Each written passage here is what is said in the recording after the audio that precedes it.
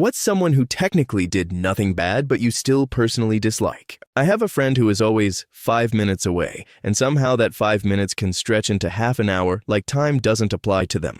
It starts the same every time. I text to confirm, they reply instantly, "On my way." And I relax for a second because I think, okay, cool, we're good. Then 10 minutes pass, 15. I check again and they hit me with the same line. Bro, 5 minutes. The problem isn't even the waiting, it's the confidence. Like they're doing me a favor by being late, like I'm the weird one for noticing the clock. I'll be standing there ready, keys in hand, pretending I'm not annoyed, trying to keep my mood stable while the plan slowly dies. By the time they finally show up, they act completely normal. No apology, no acknowledgement, just vibes, like they weren't the reason everything got delayed. And the worst part is, I can't even call it out without sounding petty. Technically, they didn't do anything, but I still feel disrespected every single time. Next story.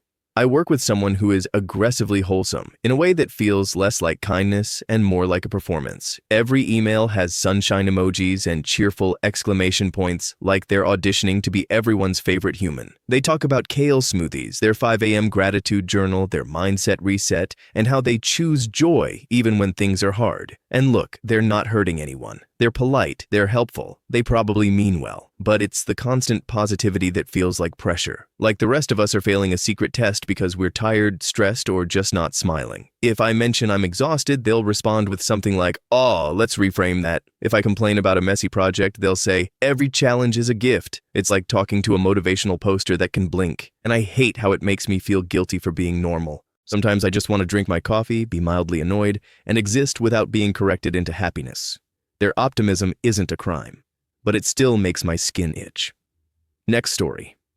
At my office, we have free seating, so in theory, it's fair for everyone. No assigned desks, no nameplates, just grab an open spot and get to work. But there was one place I always chose. A comfortable chair, good lighting, a corner where I could focus without people hovering behind me. It wasn't officially mine, but after months of sitting there, it became part of my routine. Then some newcomers arrived and started taking it. Again, they didn't do anything wrong. It's open seating. That's the rule. But it still annoyed me more than it should have. I'd walk in, see them sitting there, and instantly feel displaced, like someone moved the furniture in my own house. Now I'm stuck in a louder area with worse lighting and people walking past constantly. The workday starts with a tiny loss before I even open my laptop. What really gets me is how casually they take it, like it's nothing. While I'm doing mental math every morning trying to decide if I should hover nearby, wait for them to leave, or just give up and accept the new normal. It's such a small thing, but it sets me off every time. Next story.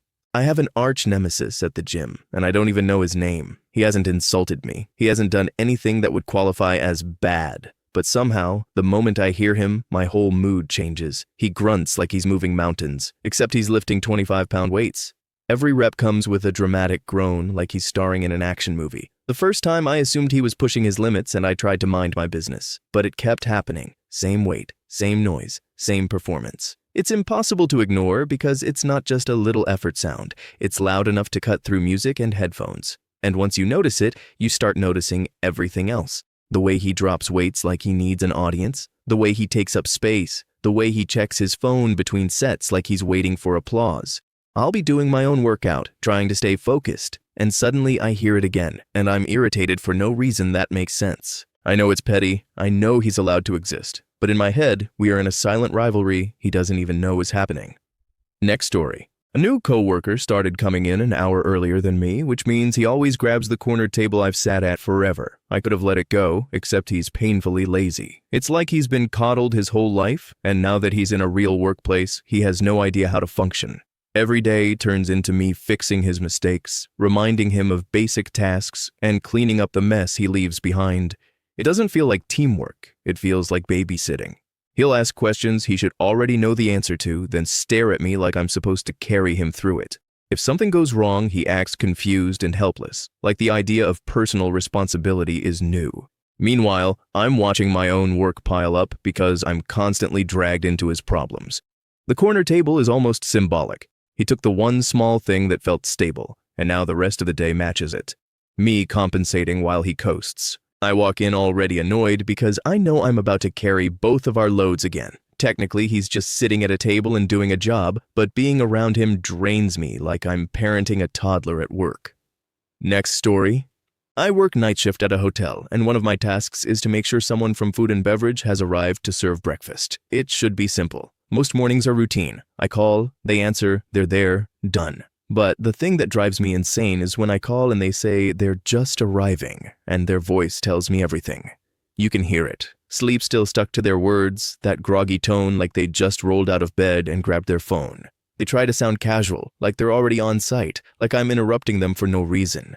It's not even the lateness that gets me. People run late sometimes. That's life. It's the lying. It's the way they say it with confidence, like I'm supposed to accept the story and stop asking questions. And because I'm at work, I have to stay professional. I can't say, no, you're not arriving, you're waking up.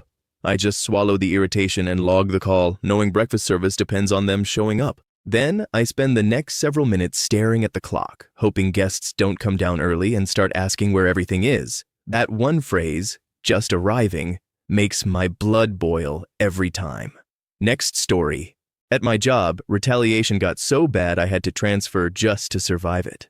It wasn't one big dramatic moment. It was a slow, grinding pressure that made every day feel heavier than the last. The kind of situation where you start second-guessing yourself, where you feel trapped because you need the paycheck, but you also feel like you're being targeted. Eventually, I did what I had to do and moved to a different place just to breathe again. After I left, I started hearing from former coworkers. One by one, they told me they had noticed what was happening. They said they felt bad.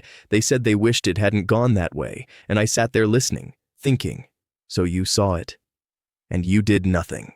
Not one of them spoke up when it mattered. Not one of them went to HR. Not one of them checked in publicly, the way that might have forced the situation into the light.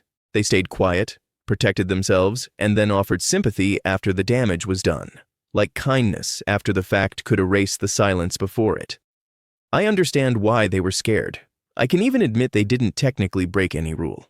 But I still can't forgive them. Watching someone get pushed out and choosing comfort over courage leaves a mark. Next story. Outside a Goodwill, I was trying to shove a desk into my car, and I got it maybe a quarter of the way in before I realized it wasn't happening. I had that moment of stubborn hope. Like if I angle it right, if I push harder, maybe it'll magically fit. It didn't. So I called my cousin to come help, and while I waited, I just sat there with this huge chunk of desk hanging out of my car like a public announcement of my bad decisions. For an hour, I couldn't go anywhere. I couldn't fully close the door. I couldn't pull the desk out alone without scraping everything. I was stuck. Then a woman parked directly in front of the open door of my car. Not nearby, directly in front. Close enough that I had no space to swing the door wider or maneuver the desk out. I stared at it like it couldn't be real. There were other spots. There was room. But she chose the one position that turned my inconvenience into a full trap. She got out and walked toward the store like nothing happened. Like she didn't just lock me into my own mess. Her spot was closer to the entrance, sure, but I still hated her for it. I hated the timing, the selfishness, and the way I couldn't even confront it without sounding insane. Next story. Nurses who baby talk their patients make my skin crawl. I recently had surgery, and I was already anxious in that specific way you get right before something serious. Heart racing, brain overthinking, body feeling too awake and too helpless at the same time. My nurse walked in with this high-pitched sing-song voice, the kind people use on toddlers, and she never dropped it. Everything was sweetie and oh, like I couldn't understand normal speech. I tried to ignore it, tried to focus on staying calm, but it made the anxiety worse because it felt like I wasn't being treated like an adult. She kept comforting me in a way that felt patronizing, like I was supposed to smile and play along. At one point, she called me a good girl. I was 37. It hit me like a slap. Not because she meant harm, but because it reminded me how powerless you can feel in a hospital gown, waiting for people to wheel you somewhere you don't control. I genuinely considered asking for a different nurse, not out of spite, but because her tone was making me tense. She wasn't cruel. She probably thought she was being kind, but right before surgery, I needed calm professionalism, not baby talk. I needed to feel respected, not managed. Next story. In the early 2000s, I worked at a club, and Joe Rogan had me kick someone out for trying to talk to his girls. It sounded serious the way it was framed, like some guy was being aggressive or crossing a line, so I did my job. I walked over, told the guy he had to leave, and escorted him out. But once we were outside, it became obvious how ridiculous it was. The guy wasn't angry, wasn't drunk, wasn't threatening, just confused and disappointed. We ended up talking for about 45 minutes, and he was honestly one of the chillest people I met working there. He kept saying he was just a fan, that he wanted to say hello, that he didn't mean anything by it. The more he explained, the more it felt like I'd been used as a guard dog for someone's insecurity. Meanwhile, inside, the whole vibe was like, protect the entourage, as if normal people were automatically a threat. I went back in feeling gross about it. I'd removed someone who didn't deserve it, and all he did was try to speak to someone he admired. Technically, I followed instructions, but the whole thing left a bad taste. Like power being flexed for no reason, like a harmless moment turned into a humiliation because a celebrity felt threatened. That's why it stuck with me. Next story. If you see me counting stitches, don't talk to me. That's the entire rule. I'll be in the middle of a pattern, focused, counting quietly in my head, because if I lose the count, the whole piece can go crooked. And without fail, someone will start a conversation right then, like they've chosen the exact moment my brain is balancing numbers on a tightrope.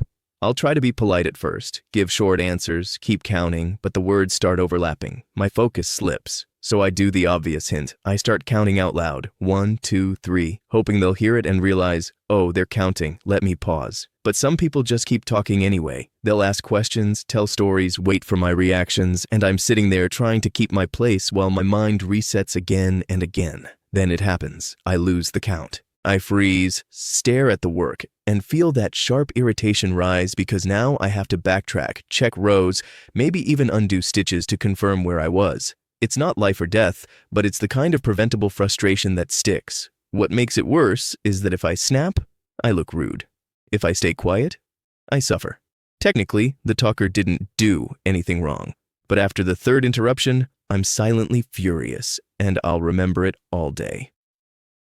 Next story. As a restaurant server, the fastest way to make me dislike you is to self-seat in my section instead of waiting for the host, even if my section is empty, even if you would have been sat there anyway because I'm next in rotation. The point isn't the chair, it's the attitude. The second you walk past the host's stand like rules don't apply to you, it signals something about how the rest of the meal is going to go.